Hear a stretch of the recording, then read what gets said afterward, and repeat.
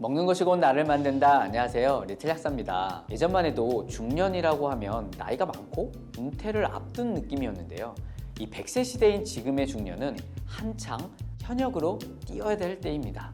이러한 중요한 시기에 어떤 음식을 먹느냐에 따라 유병장수할 것이냐 무병장수할 것이냐가 달라질 건데요. 꼭 중년에만 해당되는 것은 아니겠지만 나이가 들어갈수록 더 주의해서 드셔야 할 음식들을 꼼꼼히 살펴보도록 하겠습니다.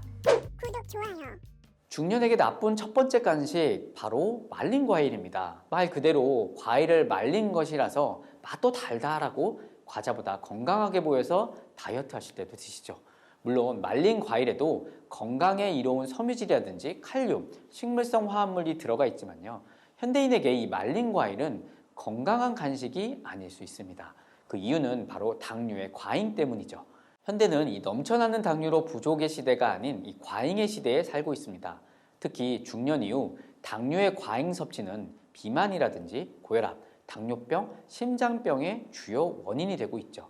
이 과일에는 주로 과당이 들어있는데요. 과당은 인슐린 도움 없이 흡수되기 때문에 혈당에 영향을 끼치지는 않겠지만 이 넘쳐나는 포도당 등의 다른 당류에 밀려서 에너지원으로 쓰이지 못하고 바로 이 간이라든지 복부에 저장되게 됩니다. 게다가 이런 과일을 말리게 되면 수분이 제거되기 때문에 100g당 당함류가 증가하게 되죠. 즉, 과일 자체로 먹는 것보다 크기가 작아지게 되고 먹게 되는 양이 많아지면서 총 당류의 섭취는 늘어날 수밖에 없다는 게 문제입니다. 무심코 계속 먹다 보면 당류를 과잉 섭취할 수밖에 없게 되는 거죠.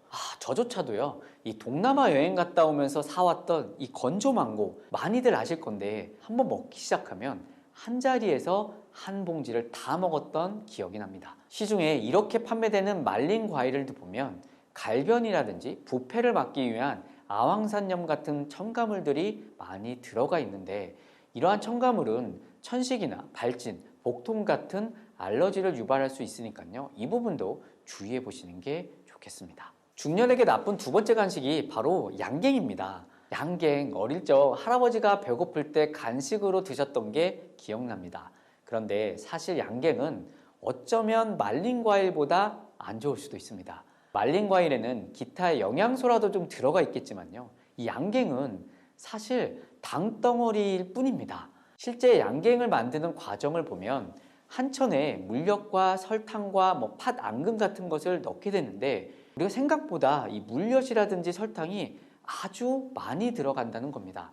게다가 팥, 앙금 자체에도요, 설탕이 들어가니까 양갱의 크기는 작지만 실제로 먹게 되는 당류는 상당할 겁니다. 국립농업과학원에 따르면 이 팥 양갱 100g의 총 당류는요 41g이고요. 시중에 판매되는 50g 양갱에도 이 당류가 25g 정도가 들어가 있다는 거. 참고로 25g이면 콜라 한 캔과 맞먹는 양입니다. 옛날부터 먹어왔던 이 전통적인 간식이니 건강에도 좋을 거라 이런 생각을 하시지만 다른 달콤한 간식처럼 너무 많이 먹거나 자주 먹는 것은 좀 자제하시는 게 좋겠습니다. 중년에게 나쁜 세 번째 간식, 바로 미숫가루입니다.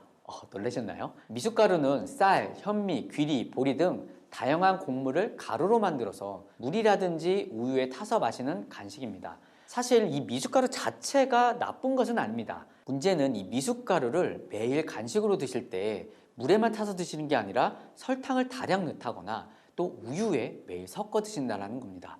우유는 전문가들 사이에도 좋다, 안 좋다 이런 논란이 좀 있는 식품입니다. 사실 우유 같은 동물성 단백질은 우리 몸을 산성화시키는데요. 체내가 산성화가 되면 우리 몸은 중화시키기 위해 뼈에서 칼슘을 빼내오게 됩니다. 그래서 우유를 매일 마시게 되면 뼈가 튼튼해지는 게 아니라 약해질 수 있다라는 논란이 생기게 되는 거죠. NEJM에서 발표된 논문을 보면요, 우유를 마시게 되면 골밀도가 높아진다라는 연구는 단기간의 결과이기 때문에 충분한 근거가 될 수 없다라고 이야기하기도 했습니다. 게다가 우유가 호르몬성 암에 좋지 않다라는 연구 결과들도 계속 나오고 있는데요. 국제 소아과 저널에 실린 연구를 보면 현대의 우유는 에스트로겐이라든지 프로게스테론이 다량 들어있고 이는 인간 호르몬의 변화를 줄 수 있다라고 했습니다. 실제로 미국 임상영양저널에 실린 연구를 보면 여러 연구를 검토한 결과 유제품 섭취가 전립선암 위험의 증가와 관련이 있다라고도 하였습니다. 또 다른 연구에서는 매일 많은 양의 우유를 섭취하는 경우 여성의 유방암과 관련이 있다라는 결과들도 있었죠. 그래서 연세가 드실수록 이 매일 먹는 미숫가루에 우유를 타는 것은 조금 자제할 필요가 있지 않을까라고 생각합니다. 우유에 대한 논란 제가 이 영상에서 자세히 해드렸으니까요. 참고해 보십시오. 중년에게 나쁜 네 번째 간식 바로 뻥튀기입니다. 뻥이요! 동네에서 듣던 정겨운 소리입니다. 저도 입이 심심할 때 이 뻥튀기나 강냉이 같은 간식을 좀 찾게 되는데요. 이 뻥튀기의 주 재료는 쌀이나 옥수수입니다. 이러한 탄수화물을 고온으로 압축시켜서 만든 게 바로 뻥튀기죠. 실제로 흰쌀밥 100g과 뻥튀기 100g을 비교해 보면요. 뻥튀기가 흰쌀밥보다 칼로리가 매우 높았습니다. 100g이면 제가 앉아서 한 번에 먹는 양뿐이 안 되는데요. 생각보다 칼로리와 당 함량이 높은 걸 볼 수 있죠. 이미 한국인 같은 경우 일상생활 중에서도 탄수화물을 많이 섭취하고 있어서 이 탄수화물로만 이루어진 간식은 가급적 줄이시는 게 어떨까 생각합니다. 중년에게 나쁜 마지막 간식 바로 과일 주스입니다. 과일은 누구나 인정하는 건강식품입니다. 물론 과당이 들어있지만 그런 단점을 상쇄시킬 만한 이 섬유질이라든지 비타민, 미네랄, 그리고 여러 가지 식물성 화합물들이 들어있기 때문입니다. 그런데 과일 주스는 이 원물을 압축시켜서 그 안에 있는 원액을 짜내는 방식입니다. 즉, 착즙을 하는 건데 많은 양의 과일을 써야 하기 때문에 사실상 한 번에 먹게 되는 과일의 양이 늘어나게 되고 또한 착즙을 하게 되면 장내 미생물의 먹이가 되는 섬유질이 분리가 되니까 과일의 섬유질 섭취를 할 수 없게 됩니다. 이는 곧 생과일을 먹었을 때보다 과당의 섭취가 많아진다는 뜻입니다. 게다가 시중에 판매되는 과일 주스들은 과일의 향을 입힌 이 설탕물에 가깝다라고 보셔도 무방합니다. 이러한 과일 주스는 당연히 건강에 좋지 않겠죠. 실제로 과일과 채소의 적정 섭취량을 알아본 연구를 보면 과일은 2서빙, 채소는 3서빙, 총 5서빙을 먹었을 때 사망 위험이 가장 떨어졌습니다. 하지만 과일 역시 2서빙을 초과하게 되면 사망률이 더 올라갔고 과일 주스 자체는 이 몸무게를 증가시키고 당뇨병 위험을 높여서 사망률을 낮추는 데 도움이 안 됐다라고 합니다. 따라서 이 과일 주스가 무조건 좋다고 다량 드시는 것은 대사증후군의 위험이 높은 중년분들이라면 적절히 조절해서 드시는 게 좋겠습니다.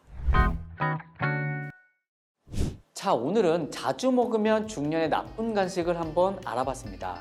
이러한 간식이 무조건 나쁘니까 무조건 먹지 말라는 것은 아닙니다. 음식에 대한 것은 정답은 사실 없습니다. 그 안 좋다는 담배도요, 100세까지 피시고 건강하게 사신 분도 있으니까요. 그렇지만 나는 거기에 해당되지 않을 수도 있기 때문에요. 늘 주의하고 조심해야 하는 게 바로 음식이지 않을까 생각합니다. 가끔 기호식품으로 즐기는 것 외에요. 무조건 좋다는 믿음에 매일 또 한 자리에서 많이 드시는 것은 자제했으면 좋겠다라는 생각으로 오늘의 영상 말씀드린 겁니다. 그럼 오늘 내용도 도움이 되셨길 바라며 저는 이만 물러가겠습니다. 못 고치는 병은 없습니다. 못 고치는 습관만 있을 뿐입니다. 구독, 좋아요, 댓글, 알림까지 잊지 마십시오. 지금까지 리틀 약사였습니다. 구독을 원하신다면 이쪽, 더 많은 영상들을 보고 싶다면 이쪽.